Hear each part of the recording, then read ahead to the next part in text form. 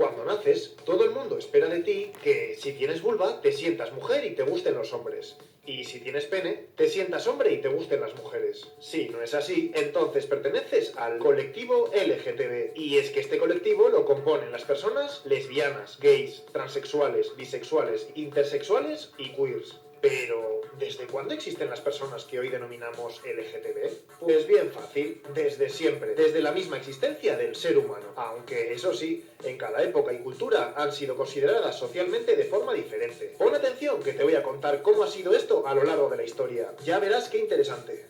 Empezamos desde el principio. Hay evidencias de que ya en la prehistoria y en las primeras civilizaciones existen personas homosexuales, como el relato del héroe Gilgamesh de Babilonia, en el 4000 a.C., que cuenta la relación erótica que tiene con su compañero.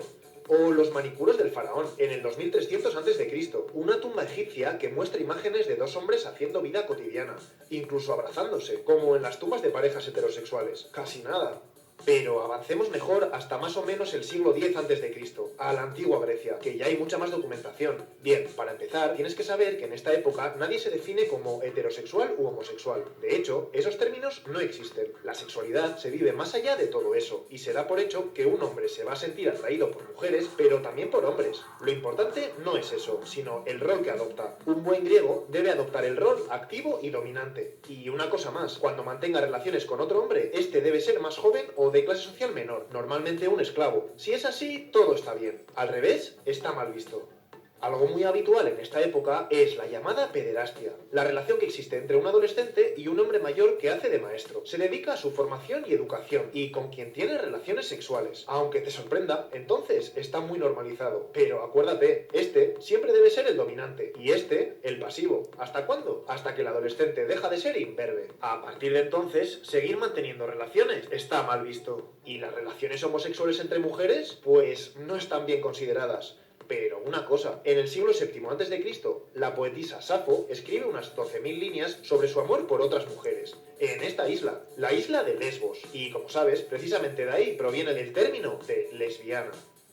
Seguimos con Roma. ¿Qué pasa ahí? Pues algo similar. La bisexualidad es la norma. Un romano puede tener sus amantes masculinos, pero siempre que adopte un rol dominante y activo, y lo haga con alguien más joven o de clase social menor. Eso sí, en Roma, estas relaciones son, digamos, más discretas. Se quedan en casa, sin exteriorizarlas tanto, y además, la pederastia deja de estar bien vista y llega incluso a perseguirse. Fíjate, emperadores como Julio César, Trajano o Adriano practican la homosexualidad sin problemas, y Nerón llegó a casarse con 3 hombres. ¿Y las mujeres? Pues no se sabe mucho, pero se piensa que no tuvieron el mismo nivel de aceptación. Sociedades muy machistas, ya sabes. Ah, y algo importante, el emperador Heliogábalo es la primera transexual de la historia de la que se tiene constancia. Vistió como mujer y hasta quiso cambiar sus genitales quirúrgicamente. La situación cambia en el siglo IV después de Cristo. ¿Qué pasa? El imperio se convierte al cristianismo. La nueva religión no ve igual las relaciones homosexuales y su emperador Teodosio I crea leyes contra las personas que las practican. Y es que mira, en esta época, el famoso San Agustín hace su propia interpretación de la Biblia y dice que la sodomía es pecado, pero también el mayor crimen contra la humanidad, incluso más grave que matar a tu propia madre. ¡Toma ya! Se empieza a estructurar el pensamiento homofóbico del cristianismo y empiezan las persecuciones. Un momento, ¿sabías que no hay ningún registro en todo el Nuevo Testamento donde Jesús condene la homosexualidad? En el siglo V cae el Imperio Romano y llega la Edad Media. En la sociedad ha calado la visión negativa del cristianismo hacia las conductas homosexuales y siguen las persecuciones por diferentes zonas de Europa. Pero fíjate, igual te sorprende. Durante toda la Alta Edad Media, es decir, durante 1000 años aproximadamente, a pesar de todo, se tiene bastante tolerancia hacia las prácticas homosexuales. De hecho, en monasterios y conventos, los monjes y las monjas la practican con bastante frecuencia. Y una cosa más, flipa, en estos siglos se llevan a cabo en varias zonas de Europa las adelfopoiesis, hermanamientos entre dos hombres en iglesias católicas, que se comprometen a vivir juntos, cuidarse en la enfermedad, repartir tareas y compartir riquezas. Para algunos podrían tratarse de matrimonios entre personas del mismo sexo. Todo cambia en el siglo XIII. Las monarquías se vuelven más autoritarias, la sociedad se vuelve más teocéntrica y la intolerancia hacia la homosexualidad aumenta. A partir de ahora, en la mayoría de los países europeos y luego también en los americanos, ser homosexual es un crimen. Santo Tomás de Aquino declara que la sexualidad es para la reproducción. Así pues, la sodomía, que es así como se denomina desde el siglo XI a las conductas homosexuales, es algo contra natura y por tanto va contra Dios. Pues eso, para el cristianismo, si algo no procrea, es anormal y abominable. El discurso homofóbico se recrudece y penetra profundamente en la cultura de Occidente. A partir de ahora empiezan las verdaderas persecuciones contra los sodomitas. A menudo, las personas homosexuales son acusadas de traer enfermedades, malas cosechas y catástrofes naturales, por lo que son rechazadas y deshonradas. Y mucho más, también son detenidas, torturadas y condenadas a muerte, como lo hace la Inquisición en España, o como las terribles persecuciones que se dan en Florencia y Venecia a finales de la Edad Media. ¿Sabías que Leonardo da Vinci es perseguido y acusado de sodomita precisamente en Florencia? Finalmente es absuelto, pero qué situación tan horrible. Tras varios siglos de criminalización, la cosa empieza a mejorar en la Ilustración. En el siglo XVIII, las persecuciones bajan en intensidad, y entonces llega la Revolución Francesa, quien proclama la libertad y la igualdad entre personas. Como consecuencia de esta revolución, por fin la homosexualidad se despenaliza. Deja de ser un crimen, primero en Francia, y luego en todos estos países, y más adelante en América. Vamos bien. Y atención, pasa algo importante. La ciencia y la medicina empiezan a interesarse por el estudio de la homosexualidad. A partir de ahora, ser homosexual empieza a considerarse una enfermedad. Ya no es un crimen, ni un pecado. Ser homosexual es ser un enfermo y pasa a incluirse en los tratados de medicina. Esto trae algo bueno, que aleja la homosexualidad de la moral. Pero algo muy malo. Si es una enfermedad, puede y debe ser tratada. Comienzan las terapias, muchas de ellas durísimas, como el electroshock y hasta la lobotomía, con resultados pésimos. Por cierto, es a finales del siglo XIX y precisamente en el contexto médico cuando empieza a emplearse el término homosexual.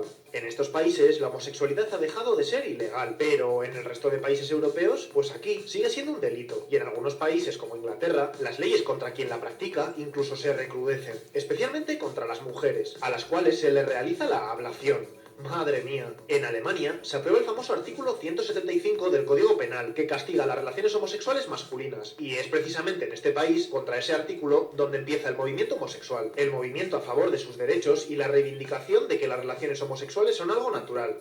Como la de Karl Heinrich Ulrich, un activista alemán, que es el primero que se proclama públicamente homosexual. Y así surgen los primeros grupos organizados. Uno de los más importantes, el Comité Científico Humanitario, de la mano de Magnus Hirschfeld, la primera asociación pública del mundo en defensa del colectivo, que busca el reconocimiento y la despenalización de la homosexualidad y también de las personas transexuales. La lucha consigue su objetivo y el artículo se elimina. Surgen las primeras revistas de temática homosexual, la primera película sobre el lesbianismo y en 1930 se realiza la primera operación de la historia de reasignación de sexo a una persona transexual. Pero todos estos avances duran poco. Atención, ¿qué pasa? Los fascismos van apareciendo en diversos lugares de Europa y estos vuelven a prohibir y perseguir la homosexualidad. La más dura, el nazismo. Buscando la pureza de la raza aria, Hitler recupera el maldito artículo nuevamente. Y así, decenas de miles de hombres homosexuales son detenidos y llevados a campos de concentración, solo por el hecho de ser homosexuales. Se calcula que durante el nazismo, 500.000 de ellos pudieron ser ejecutados. Seguro que sabes que en los campos de concentración se marca con un triángulo invertido rosa a todo homosexual. Pues bien, ese triángulo posteriormente se utilizará como símbolo de orgullo homosexual. La Segunda Guerra Mundial finaliza y se acaba el nazismo, pero a pesar de ello, no te lo pierdas, los homosexuales no son considerados víctimas y siguen siendo perseguidos. No obstante, se va entrando en una nueva era. Surge en Europa y América un nuevo movimiento, el movimiento homófilo. Crean y utilizan esa palabra en sustitución de homosexual, para enfatizar el amor en lugar del sexo, y así cambiar la imagen del homosexual promiscuo y lograr una mayor aceptación en la sociedad. Este movimiento, no obstante, es un movimiento moderado, que solo defiende los derechos de los homosexuales más normativos. Pero, ¿qué pasa con los transexuales? ¿Y los queer, las lesbianas masculinas? Eso llegará ahora. El verdadero movimiento de liberación va a comenzar. Atención, estamos en 1969, en Nueva York. Te sitúo, si perteneces al colectivo LGTB y quieres vivir tu sexualidad libremente, debes hacerlo en clubs clandestinos. Eso sí, periódicamente vendrá la policía a hacer redada, y si tu forma de vestir no coincide con el sexo de tu carnet, como en el caso de los travestis o transexuales, te llevarán preso o presa. Pero el 28 de junio de ese año, en un club llamado Stonewall, pasa algo diferente. Ese día llega la policía, pero por primera vez, por iniciativa de una mujer transexual, las personas del bar se resisten y se levantan contra los agentes duramente. Se producen los famosos disturbios de Stonewall, que duran horas y horas. Varias personas acaban heridas y muchas detenidas. Pero ya nada va a ser lo mismo. Se inicia una renovada lucha por la liberación LGTB. Y no hay vuelta atrás. Las protestas y las manifestaciones son cada vez más numerosas. Y a partir de entonces se generan asociaciones y movimientos en contra de la LGTB-fobia. Al año de los disturbios, el 28 de junio de 1970, se da una manifestación para conmemorarlos, convirtiendo esa fecha en el Día del Orgullo del colectivo LGTB. En los años siguientes se da el auge de las asociaciones en defensa de todas las personas del colectivo, a lo largo y ancho de Estados Unidos primero y por más países después. Progresivamente el colectivo, con un gran esfuerzo y lucha, va conquistando derechos. En 1990, la OMS elimina la homosexualidad de la lista de enfermedades mentales. Es la acción que más personas ha curado de golpe en la historia de la humanidad. A partir de ese momento, millones de personas dejan de ser enfermas. En 1999, los Países Bajos legalizan por primera vez el matrimonio homosexual. Ese mismo año, Israel reconoce a una mujer ser madre legal del hijo de su pareja mujer. En 2010, Australia reconoce por primera vez de forma legal el género neutro. En 2012, se aprueba en Honduras la ley de identidad de género. Se van reconociendo cada vez más los derechos del colectivo. A pesar de todo, en muchos lugares del mundo se sigue discriminando y criminalizando a las personas no normativas. No obstante, gracias a los logros de la lucha del movimiento, las personas LGTB van ganando mayor aceptación en la sociedad y pueden ir viviendo su sexualidad más libremente. Hemos llegado a la actualidad.